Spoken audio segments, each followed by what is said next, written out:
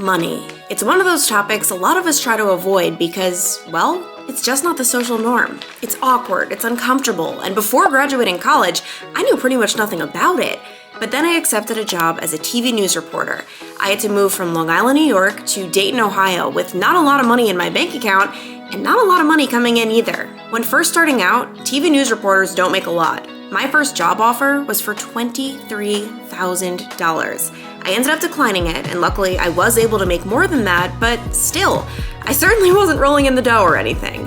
When I got to Ohio, I worked hard, adopted several money habits, and before I knew it, I had more than tripled my income. One thing I want to make super clear though, and this is key, I didn't just more than triple the amount of money I was making each year. I more than tripled the amount of money that was coming into my bank account and staying in my bank account. I cannot tell you how many times I see people get these big fat raises and then a year later they either have the same amount of money in their bank account or possibly even have less, and that is because of lifestyle creep. And that's my first habit. That's probably the biggest habit. Obviously I'm going a little out of order here because this is about making money, but a lot of people do end up growing in their careers and they do end up making money, but they wonder why their bank account isn't growing, why their wealth isn't growing, and it's because of lifestyle creep. Just because you make more doesn't mean you should spend more. Of course, you might want to celebrate that big promotion, maybe get a steak dinner that night, but do you really need that steak dinner every single Friday night just because you're making more? I feel like a lot of people equate money with status things. Like, oh, I'm making X amount a year. That means I have to buy these designer things. People need to see me driving this kind of car. No, not at all. And just keep in mind what you really want. Do you want that designer bag or that adrenaline rush you might get if you go on a crazy shopping spree and buy this and that and that? Or do you want to buy a house? Do you want to save up maybe for education? Like things that really matter.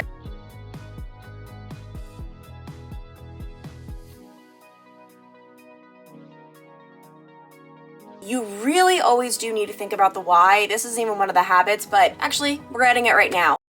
One of my biggest things, like literally this is probably the biggest thing, I always have a why. For me, by the way, in case you're wondering, right now it's to buy a house. This has been a dream of mine for quite some time, but I'm not kidding. If I did not have that why, I would have spent so much more money because otherwise what's holding you back? Like the things are there. Like I can buy them, the money's in my bank account. What's holding me back? Well, I would rather buy a house. Like that's always in the back of my head. It's been that way since I was like 21. By the way, I'm 27 now. Still haven't bought that house, but like I'm just waiting. I'm saving. I know this is something I really, really want. So technically now I guess we're on habit number 3, and it's that I really didn't pay attention to my bank account or my income or my money because I feel like that's what helps me with the whole lifestyle creep thing. Had I been looking every single week, every single month, like checking it so much, I would know I was making so much more. I feel like I didn't even realize I was making that much more. You know, obviously I had my TV news job and then YouTube, and sure, I saw it, but like it didn't really sink in. And by not worrying about it or stressing about it or even celebrating it too much, like not like bragging, like I wasn't like, oh my God, I'm making this much more. It was just like, okay, cool. This extra money I'm sure will come in handy at a later date. Like I just didn't pay attention to it. And I feel like if you pay attention too much, you might drive yourself crazy and then just give up. That happens with so many things in life. The other thing is I saw so many coworkers who really took payday very, what's the word, like seriously, like, oh my gosh, today's payday. We got paid every other Friday. And if it was payday, that meant, oh, they were going out and buying things they didn't need. For me, like just payday didn't exist. And of course I'm thankful I was not living paycheck to paycheck. That's another story. I'm talking about frivolous purchases because it's payday. Like for me, I just trusted that money was coming into my bank account. Probably should have checked more, and I just got on with my day, got on with my life. The next habit, and I feel like this is one, I don't know, I hate when people say this, but it's so true. I diversified my income. And the reason this is so important is because at any given moment, any one of your incomes can fluctuate. It's very rare for it all to be like up here, especially if it is a different amount each month. So by diversifying your income, you're not only protecting yourself, but you're just giving yourself so many more avenues, so many more streams, so many more ways to make money. And it's gonna look very different for everyone. I mean, for me, I was a TV reporter who also did YouTube. Some people, like influencers, for example, you've got the YouTube AdSense, you've got sponsorship money. One might be not that good one month, but because you have the other one, like you're good. So something to keep in mind, especially in today's day and age when you can make money in so many different ways. And it could be influencing, it could be dog walking, it could be waitressing on the side. A lot of reporters do that because they're just not making a lot of money. And diversifying your income isn't just immediately great, like you're seeing the money come into your bank account, but you also could be developing some hard skills that will help you later in life with various things. Maybe you want a career change. I mean, that's something to certainly keep in mind. I obviously changed my career. I'm no longer a reporter, but so important, and it's annoying to hear, but I've got to say it. I gotta. Number 5, it's tempting, but don't be greedy. My dad always said, I don't even know if this is grammatically correct, but he said, don't be mean with your money. Like, I feel like when you hold on to it too tightly, I don't know, like it's just, I don't necessarily believe in manifestation, but don't be greedy. And that's why I don't set strict budgets, because if I set a strict budget, I'm not going a penny over. It's just my mindset. Like, I'm a type A, Enneagram 1 kind of person. But what happens if my friend maybe needs $20 or various GoFundMes will pop up that I will donate to? I can't plan for that. I can't plan for someone I know in real life having a tragedy and me donating. Like, I don't know. I don't believe in being greedy with your money. I'm not saying this necessarily is what made me triple my income, but I genuinely believe in karma. I believe good things come back to you. I've seen it firsthand. I don't know. That's all I'm gonna say on it, because I feel like this is kind of a wishy-washy one, but I've just found great success in really not putting too much weight on money and not being greedy with it. The 6th one, and if you haven't already done this, you have to do it now, change your mindset. For me personally, I think of saving money as paying myself. Like, I'm paying myself. Don't you wanna pay yourself? Any money you spend becomes someone else's. So for example, when I bought this hairspray, Tresemme, and I guess I bought it from CVS, they now have my money. Cool, I have this product, and listen, I do need the hairspray, okay? So that's it's a bad example, but they have my money. And a little pro tip to help with your mindset, every single time you choose not to buy something, think of it as a gain. Like, it's not just a loss. I know you're probably thinking, but I don't have that new car, or I don't have that new hair product, whatever it might be, but you're gaining that money in your bank account.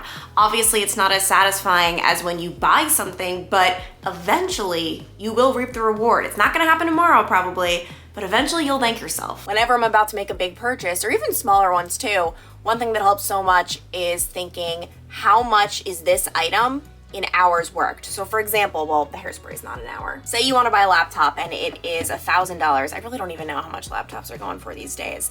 And then let's say, I think in my first job I was making maybe $19 an hour. That means you would have to work, oh my gosh, over 52 hours. That's over an entire work week for the laptop. And I'll tell you, when I was waking up at 2 o'clock in the morning, busting my butt every single day, is it worth over an entire week of pay? I mean, maybe it could be, but it's definitely gonna make me think twice. And I feel like that's a key thing here. It's you at least just need to take a minute and reflect. A lot of purchases can be very spontaneous, and it's thrilling. It is very thrilling to be like, I spontaneously did that, but it's not necessarily helpful for your bank account. This next one, I hate to admit it, but not eating out saved me so much money. And I'll be honest, when I first got to Dayton, for those of you who don't know, I'm from New York, moved to Dayton, Ohio, basically the middle of nowhere for me, right out of college. I didn't have any friends. I didn't have a social life. I mean, okay, that's an exaggeration. I had a couple, but really, the social life was down in the dumps. I mean, another big reason was I was going to bed at 6 p.m. So it was hard.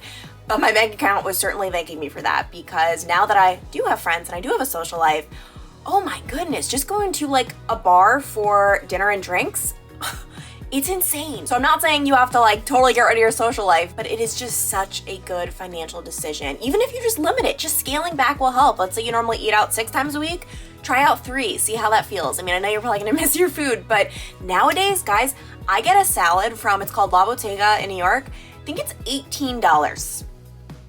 $18. How is that possible? Just life is getting so expensive though, and that's why adopting these habits is more important than ever, in my opinion. Number 8, and this is something I did when I had almost no money in my bank account, but I'm happy I did it.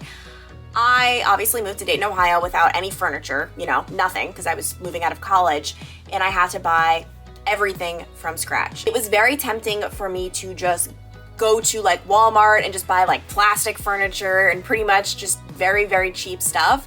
But I realized in the long run, I knew I'd be moving in 2 years.